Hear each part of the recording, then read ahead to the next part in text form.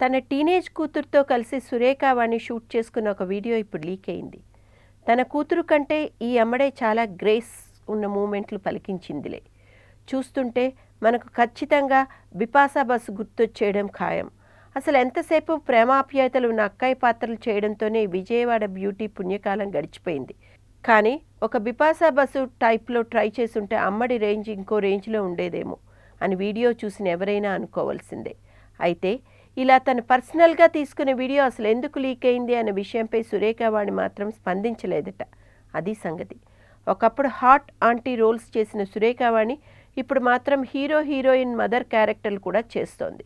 అయితే ఒక అనసూయ, ఒక లక్ష్మి టైప్లో ఈ మాజీ యాంకర్ తన హాట్ సొగసులను క్యాష్ చేసుకోలేకపోయిందా అంటే అవుననే చెప్పాలేమో. ఎందుకంటే ఇప్పుడు రిలీజ్ అయిన ఈ వీడియో అసలు ఈవిడ ఏ రేంజ్లో హీరోయిన్లకు పోటీ ఇవ్వగలదో ప్రూవ్ చేస్తోంది.